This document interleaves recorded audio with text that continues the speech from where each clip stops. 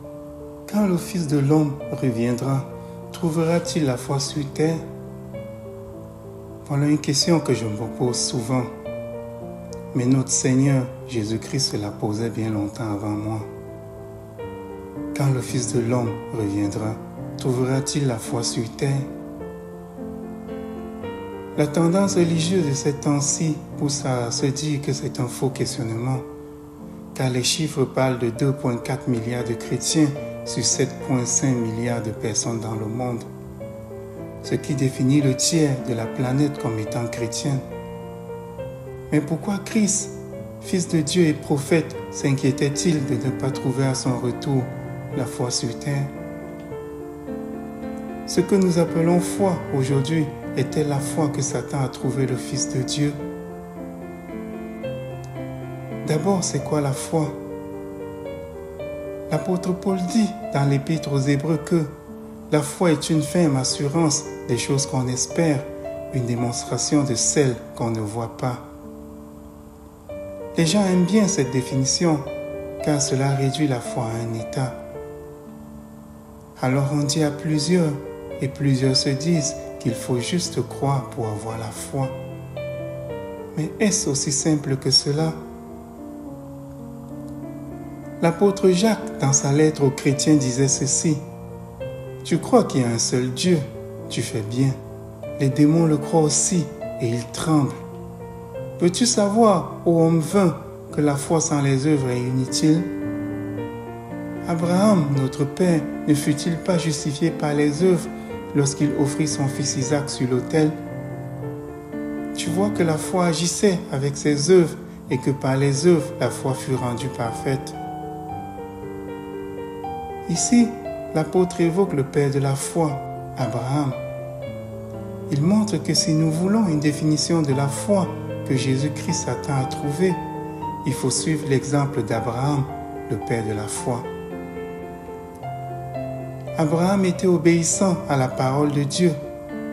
Quand celui-ci lui demanda de tout laisser pour aller dans une contrée inconnue, il laissa tout et partit sans se poser de questions.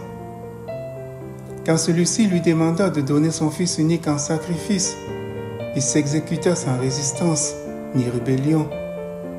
Pourtant, il avait toutes les raisons de se rebeller. Comment Dieu, qui avait promis de faire de lui une grande nation, lui demandait de sacrifier son fils unique par qui cette grande nation allait se faire? Si Abraham avait refusé d'offrir son fils en sacrifice parce qu'il trouvait absurde la demande de Dieu, aurait-on dit qu'il avait la foi en Dieu? Aurait-on dit qu'il avait une ferme assurance que la promesse de Dieu allait se réaliser? Abraham ne resta pas dans l'état de croyance, il passa à l'action pour démontrer sa croyance. L'Épître aux Hébreux dit que Abraham pensait Dieu assez puissant pour ressusciter les morts. Voilà pourquoi il n'a pas hésité à passer à l'action pour montrer sa foi. Combien de gens qui se disent chrétiens à nos jours obéissent sans résister au commandement de Christ? Combien de gens qui se disent chrétiens à nos jours ne tordent-ils pas le sens des commandements de Christ pour accommoder un penchant charnel? Combien de gens qui se disent chrétiens à nos jours n'ignorent-ils pas les recommandations de Christ pour assouvir un désir ponctuel? Quand le Fils de l'homme reviendra, trouvera-t-il la foi sur terre? Est-ce que cette inquiétude que formule le Fils de Dieu dans l'évangile de Luc est non fondée? Souvenez-vous qu'il était prophète. Était-il en train de prophétiser qu'à son retour, il ne retrouverait pas la foi qu'il attend des chrétiens? Aujourd'hui, les statistiques disent qu'il y a 2,4 milliards de chrétiens sur la terre.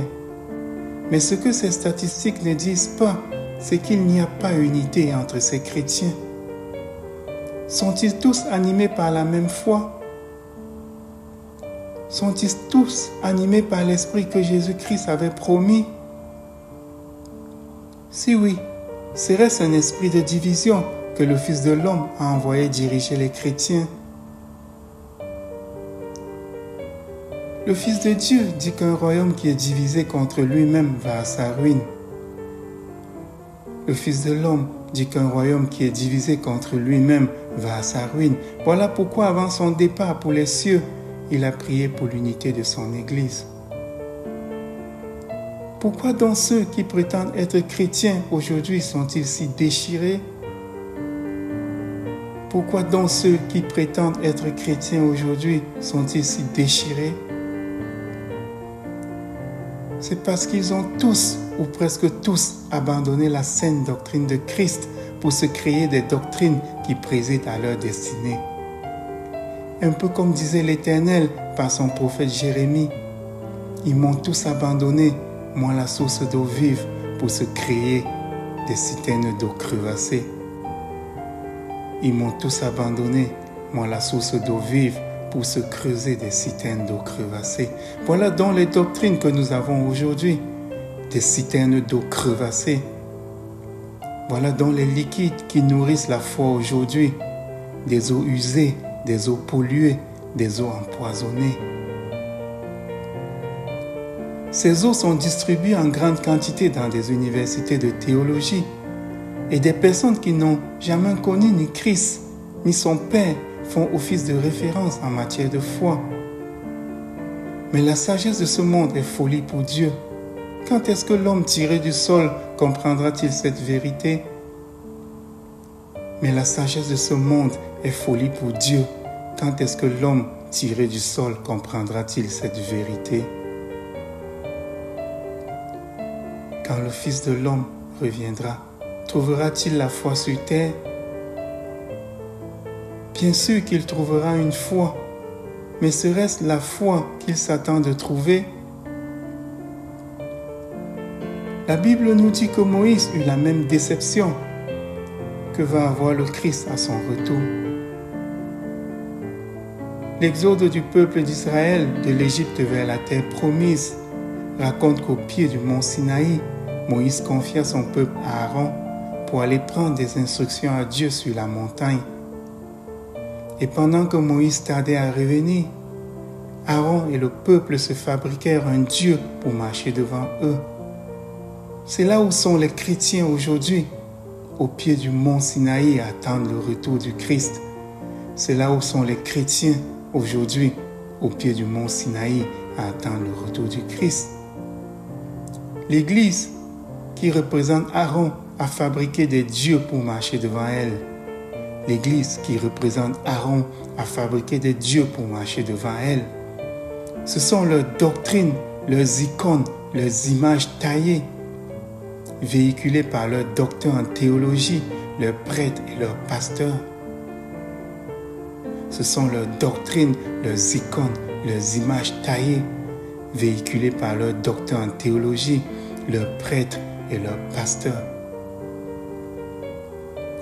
Dans l'intrigue de l'histoire de l'exode des Israélites, Moïse est déçu lorsqu'il revient d'être allé consulter Dieu. Ainsi sera Christ à son retour. Il sera déçu de ce qu'on appelle la foi de nos jours. Ainsi sera le Christ à son retour. Il sera déçu de ce qu'on appelle la foi en nos jours. D'où la question: quand le Fils de l'homme reviendra, trouvera-t-il la foi sur terre? Quand le Fils de l'homme reviendra, trouvera-t-il la foi sur terre? Il y a encore temps pour ceux qui se disent chrétiens de s'examiner pour voir s'ils sont dans la foi. Il y a encore temps pour ceux qui se disent chrétiens de se tester pour voir s'ils sont dans la foi.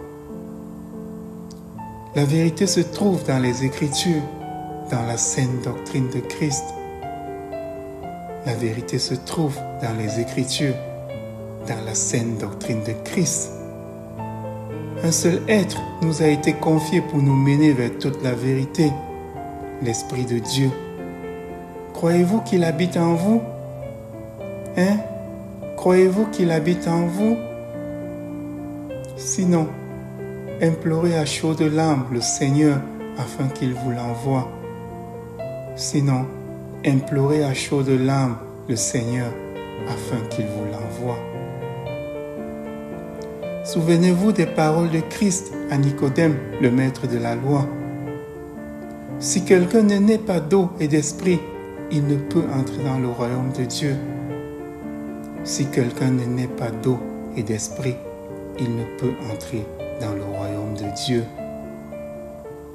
Et c'est être dirigé par l'Esprit de Dieu qui garantit que la foi que nous professons est celle que Jésus-Christ agrée. Et c'est être dirigé par l'Esprit de Dieu qui garantit que la foi que nous professons est celle que Jésus-Christ agrée. Alors que ceux qui ont des oreilles pour entendre, entendent.